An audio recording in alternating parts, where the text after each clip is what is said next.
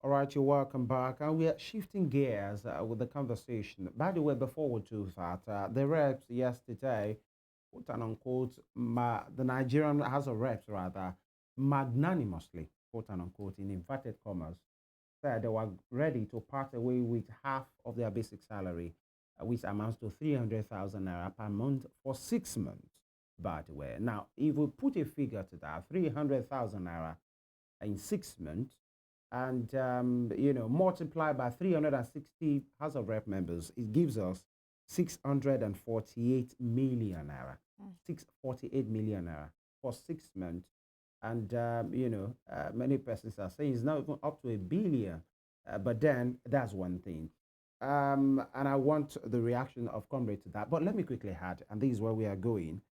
For now, the LG autonomy, the federal government, through the AGF, took the state governors and state governments to court to say there should be a clarification on doing things rightly about the local government autonomy. And the Supreme Court, may Lord, gave that judgment in favor of the suit filed by the AGF, Latif Fagbemi SAN, on behalf of the federal government to say, really, henceforth, the local government should be autonomous and enough with having the arrangement of caretaker communities, and they will no longer be recognized. In fact, henceforth, according and starting immediately, that the local government that will be recognized, that will be getting their allocations from the FAC, will only be local government with duly democratically elected chairman, and that has been generating ripples. We've seen reactions from different governors, political, politicians as well. But right now, let me ask, Comrade, people like yourself have been asking for true democracy,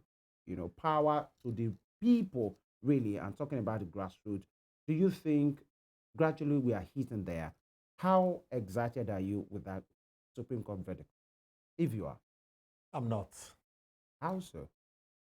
And for those who understands the workings of government and what truly the dictates of our grand norm, that is the Constitution, is, you will know that there's little or nothing to be excited about.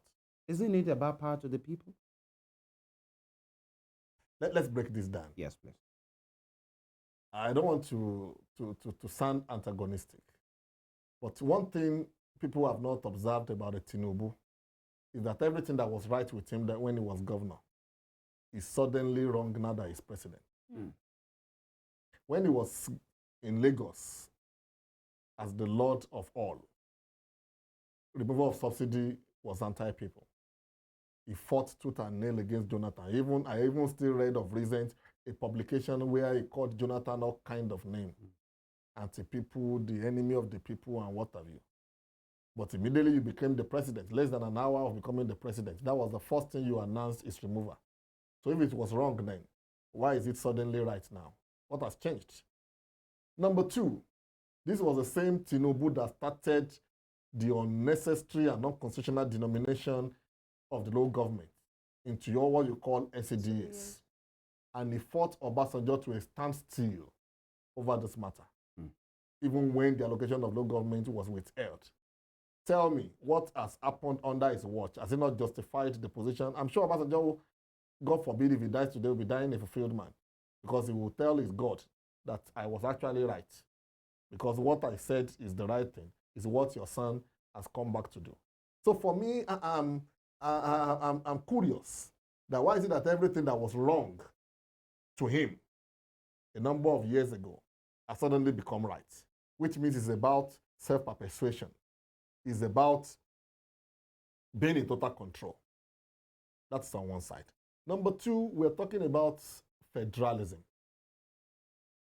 The Constitution of Nigeria, as it today stands, except if it gets reviewed tomorrow, recognizes only two federating units, the federal government and the states. The local government, by the provision of the Constitution, is supposed to be an appendage of the states. That is the way our Constitution, as it today stands, is written. So all of a sudden, the federal government is acting the big brother scripts, wanting to show us that they are more powerful, they are more superior, and they are more important than the states. By jumping over the state to go and pick from under them, it's just like, what do you call it, Asha? Coming to pick children of a chicken right under her. But don't you think it's because the state is not treating the local councils Look, well? that is where I'm coming to. The reason why people are happy over that judgment is because of the irresponsibility, with due respect to present and past holders of that office. The reason why people are jubilant over that judgment is because of the irresponsibility of the governors that have been elected over the years. Because they all of a sudden turn themselves to emperors. They dictate, they steal from the local government. If they have been doing things rightly, then there will not be having anything to rejoice about. Because what that judgment has simply shown is that we are moving from federalism to unitarianism. How? Oh, what unitary system of government dictates is that every power resides with the federal government. It devolves it to every unit as it so wishes. That is the component of a unitary system. And that is what that judgment is buttressing. Whereas federalism says that there are two federating units, the federal government and the state government, and under the state government is the deposition of the local government.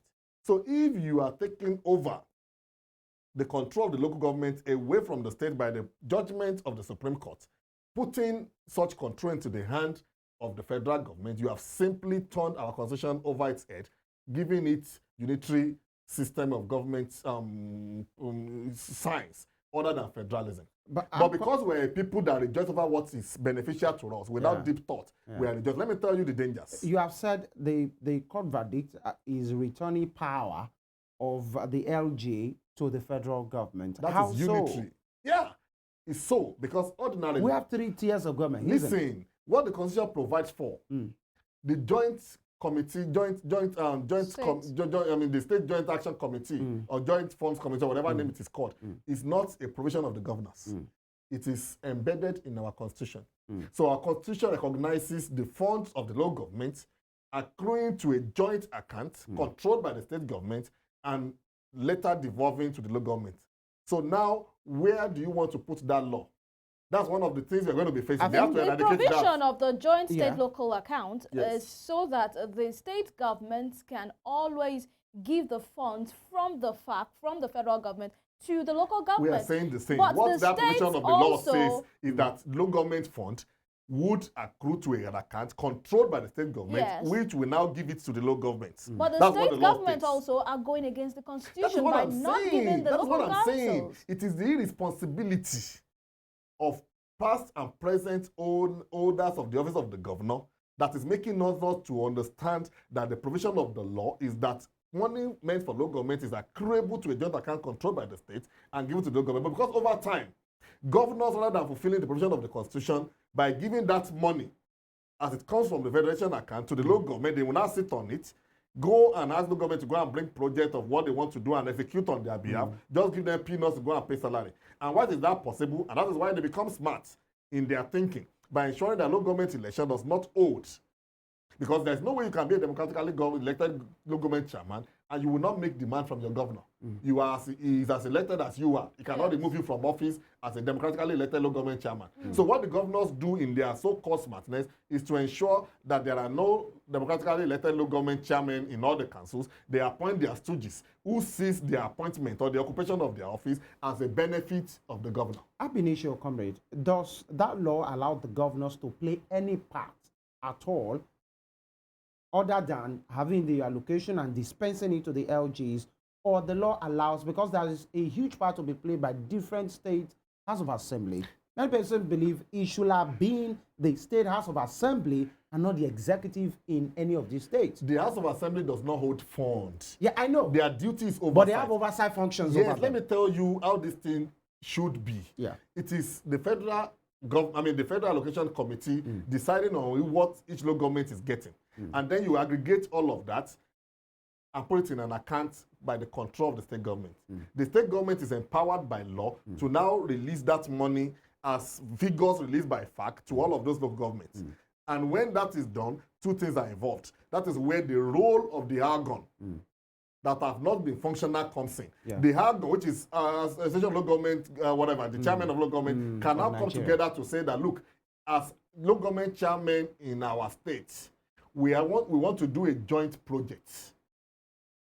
that will not be limited only to one local government or the other. And in most cases, I grew up to know this, it's often rotational. So the outcome will sit with the state government to say, we are setting aside this fund from what is accruable to us for a joint project. It is that money that they have agreed upon among the local government chairman put together for a joint project that the state will now use to execute projects. And then it becomes rotational.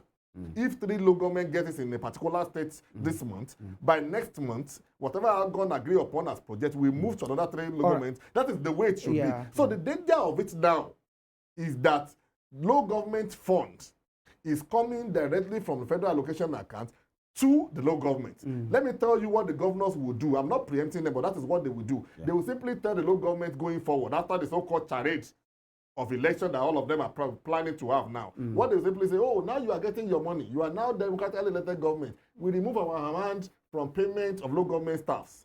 Go and pay salaries of the local government. So if local governments are happy now that money accruable to them for the federation account is huge, and they are rejoicing, oh, it's coming to us straight, and the state government takes their hand away from payment of salary of staff of local government, and you have to pay minimum wage. Now let them go and calculate the recent minimum wage by the number of local government staffs and remove that from whatever they are getting and know what will be left. Comrade. So many of them are at the risk of being stoned. Because by the time they finish paying salary from federal allocation, nothing will be left for projects. And people are just hoping that the allocation coming to them the now will afford better projects that will impact on the life of the people. Now, comrades, one will say, you have alluded to that fact, and in fact you brought it up to say, the Constitution as it is before that verdict had something in mind, and it was clear, but since many governments, years down the line, irrespective of political parties, have chosen to be lords and quite irresponsible,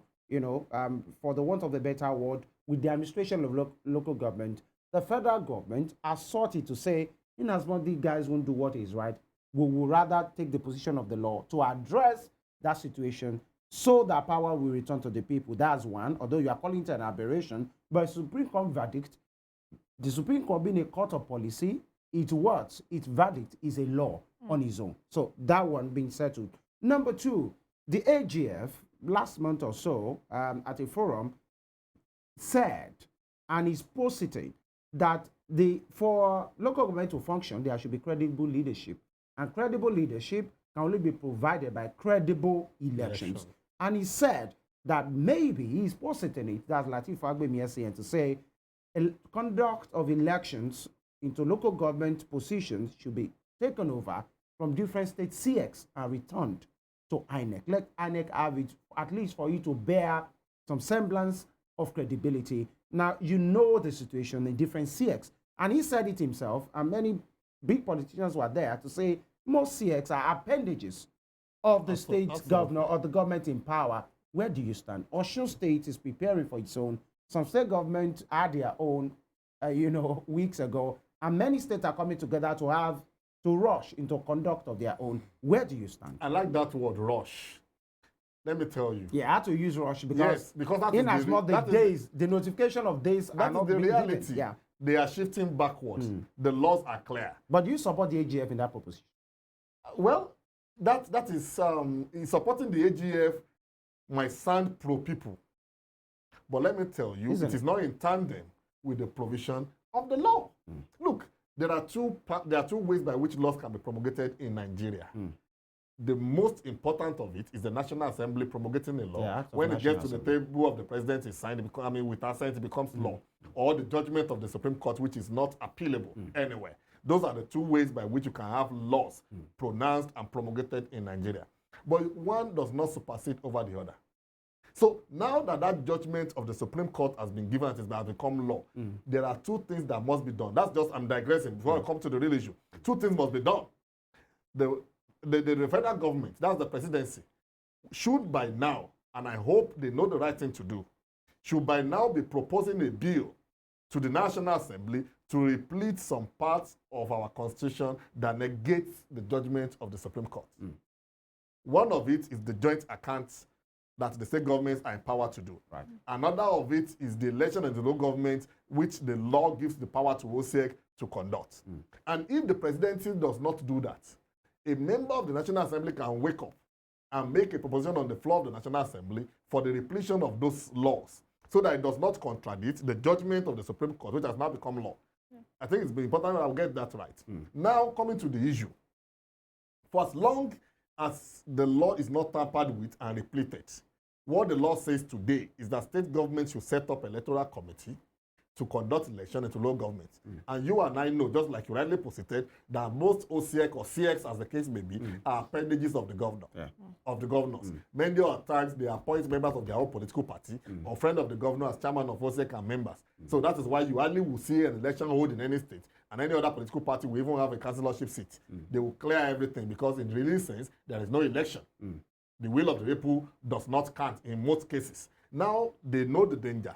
And that is why many states, against the provision of the law, are rushing to have election. Many of them, because the law is clear, if you have to have local government election, you give notice election 6 months ahead, you do this, you do that. Many of them are now shifting backward the date of election, already envisaging what the federal government might do, and which is already on the front burner. Now the federal government is proposing, it's already in the news. Anyway, it's not yet a proposition officially, that there's a likelihood that the federal government will ask that there should be a local government electoral commission that will be handled by the federal government to conduct elections to local government. They know the kind of National Assembly we have. One more hour. The governors know what the National Assembly can do. You won't be surprised that this can get to the National Assembly and it can be passed in a week. We've seen that happen. Laws passed within 48 hours, especially when it is time to take loans or what have you. So they know what the National Assembly can do. The IFCA is not taking. Once this law gets to the National Assembly, it can be given speedy hearing and passed into law. And once that is passed into law, if you have not had election in your own state, you are at the mercy of whatever electoral body is done. So many of them are shifting backward. That's why you have loads of election happening last week. Osho is proposing election for February, which means if this insinuation comes to the light and the National Assembly establishes no government electoral commission, whatever election Osho State is planning for February is as good as dead. So if Osho State decides to be smart now, they are likely going to shift backward their date of election. And that is what led to the so-called resignation of the local government caretaker chairman, because the party is proposing to have primary election in August. So I won't be surprised if OCX wakes up tomorrow to say, oh, election is no longer happening in February. We are now having it in November. Because if the decision of the Supreme Court is anything to go by, that means between now and February next year, when election of local government will happen in Osun, no local government will be entitled to fund from the Federal Allocation Committee. That is a whole 8 months ahead. What would the local governments be eating? How would they survive? So these are bottlenecks. So as much as the decision of the Supreme Court is pro-people, because of the inefficiency and the irresponsibility of governors that have turned themselves into something God, it still does not mean that it is in tandem with the provision of the law. Because what makes you feel that if the proposition flies and the local government electoral committee is put in place, what makes you think that the same way that the governors are lords and they are appointing members of their parties and their cronies as chairman and members of SEC, what makes you think that the presidency himself, the president himself will not be caught in the web of appointing chairman and members of the local government electoral committee from their own parties and ensuring that only what the federal government wants happens in states? All right, we have to go, but Mr. Ologun, the Pan-Yoruba social-political group Afenifere, led by Ayo Ologun, has accused President Bola Tinubu of a state capture, especially with the LG autonomy. Now we are hearing about the Local Government Election Commission to be proposed. Do you subscribe to his point of view that President Bola Tinubu wants to run a unitary system of government as to the federal system of government that should be in place? Well, maybe for the record, Afenifere is splitted. There are two factions of Afenifere, one led by Babajo Adebanjo and the other one led by Pastor Fashionati, domiciled in Akure. But relating to what that faction of Ayo Adebanjo have said, I want to agree with him. I said it at the beginning of this discussion, that all of a sudden, everything that was wrong when Tinubu was governor or was not in the presidency is all of a sudden becoming right. They are pointers to a state capture, making sure that all powers available or are vestable is vested in the federal government. That is what it is looking like.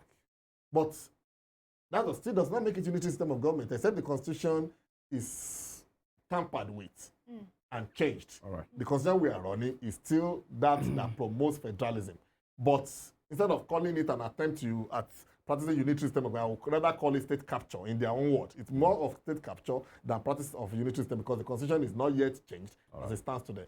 All right, thank you so much, Comrade Ayo Ologun, civil rights activist, journalist, and public affairs analyst. Thank you for your time and submission. It's always a pleasure. Thank you for having me. Thank you. All right, and that's the size of the show. Thank you to our esteemed viewers for being a part of our world today and this week. We'll make a return next week for another interesting edition of Morning Spring. Until then, have for yourself a good day. My name is Evelyn Ohiolei. And I am Femi Ojo. Thank you for staying with us all week. God willing, we'll return on Monday. And as we usually say, please stay alive and stay safe.